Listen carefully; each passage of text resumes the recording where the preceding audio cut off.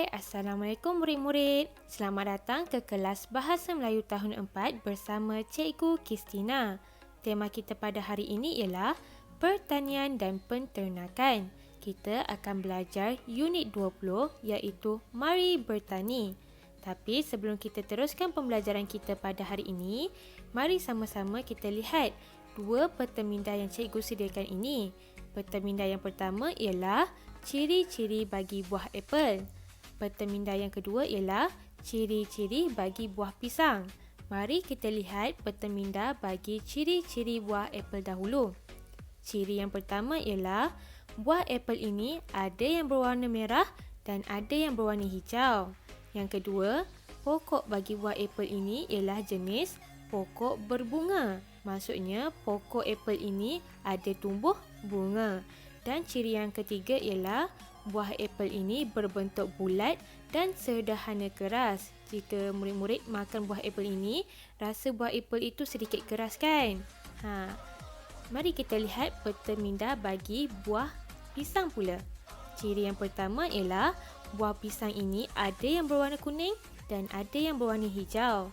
Yang kedua, pokok bagi buah pisang ini ialah jenis pokok berbunga. Maksudnya, pokok pisang ini juga ada tumbuh bunga.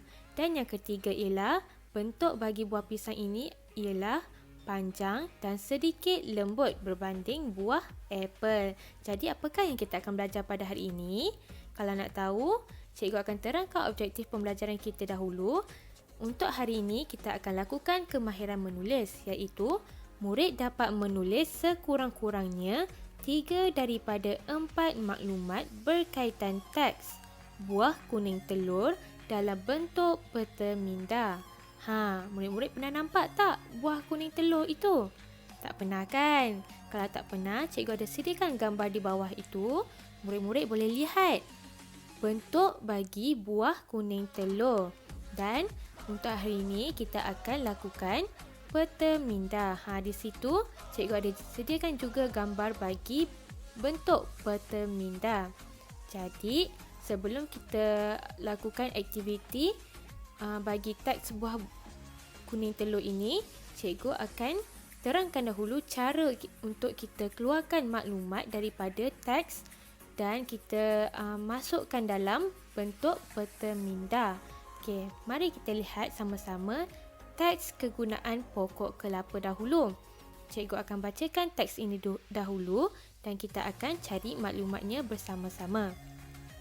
Pokok kelapa merupakan hasil pertanian yang banyak memberikan manfaat kepada manusia.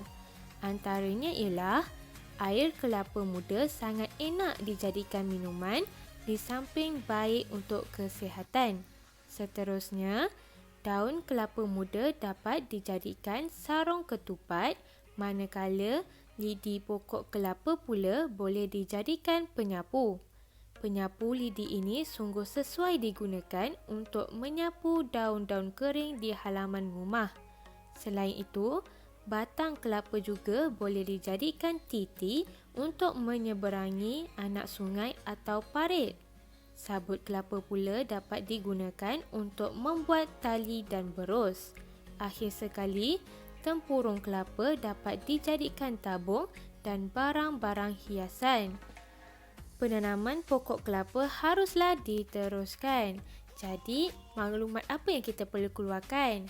Mari kita lihat sama-sama peta minda. Untuk menghasilkan peta minda, kita perlu buat tajuk di tengah. Iaitu tajuknya ialah kegunaan pokok kelapa. Seperti yang kita tahu, kalau tajuk kita mesti buat huruf hadapan sekali ialah huruf besar. Okey, untuk cari maklumat bagi teks ini, kita perlukan 6 maklumat. Okey, di sini peta minda ini mempunyai cabang-cabangnya yang tersendiri. Mari kita lihat sama-sama. Untuk cabang yang besar, ada 6 cabang besar iaitu yang pertama lidi, tempurung, daun, sabut, air dan batang. Maksudnya di sini kita perlu cari maklumat tentang perkara tersebut. Inilah kita panggil sebagai isi utama. Dan cabang yang kecil ini merupakan contoh atau isi keterangan bagi isi utama. Jadi, mari kita lihat sama-sama maklumat yang perlu kita keluarkan. Cikgu dah gariskan maklumat yang perlu kita keluarkan seperti kegunaan bagi lidi, air kelapa, sabut, batang dan sebagainya. Untuk kita isi maklumat dalam peta minda, kita perlu ambil maklumat yang pendek sahaja. Kita perlu tulis maklumat yang pendek sahaja. Jadi inilah hasilnya.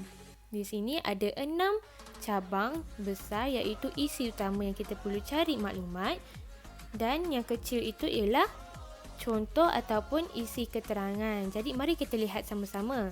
Kegunaan bagi lidi ialah untuk dijadikan sebagai penyapu. Yang kedua, kegunaan tempurung pula ialah untuk dijadikan sebagai tabung dan barang hiasan. Yang ketiga ialah daun. Kegunaannya ialah untuk dijadikan sebagai sarung ketupat. Yang keempat ialah sabut digunakan untuk dijadikan sebagai tali dan berus. Yang kelima, air kelapa digunakan untuk minuman dan sebagai kesihatan. Dan yang terakhir ialah batang. Kegunaannya ialah untuk kita membuat titik. Jadi, tugasan murid-murid pada hari ini ialah buka buku teks muka surat 140. Tajuk kita pada hari ini ialah buah kuning telur. Mula-mula, murid-murid perlu baca dahulu teks tersebut dan murid-murid perlu salin teks itu dalam buku tulis pemahaman. Seterusnya, murid-murid perlu mencari maklumat yang diperlukan dalam bentuk peta minda. Setelah cari maklumat, murid-murid perlu isi maklumat tersebut dalam bentuk peta minda dan ambil gambar jawapan, kemudian hantar kepada Cikgu Kristina melalui aplikasi WhatsApp. Jadi, macam mana bentuk peta minda yang murid-murid perlu buat? Ni cikgu dah sediakan. Mula-mula tulis tajuk di tengah-tengah iaitu ciri-ciri buah kuning telur. Seterusnya, murid-murid perlu cari maklumat berkaitan ciri yang pertama iaitu biji, yang kedua ialah ciri bagi kulit, yang ketiga ialah ciri bagi pulpa dan yang keempat ialah ciri bagi saiz. Jadi kalau nak tahu maklumatnya, perlu baca dalam teks buah kuning telur. Jadi itu sahaja kelas kita pada hari ini. Jangan lupa isi kehadiran, isi rumusan pembelajaran dan siapkan tugasan. Seterusnya hantar tugasan tersebut kepada Cikgu Kristina. Itu sahaja. Sekian, terima kasih.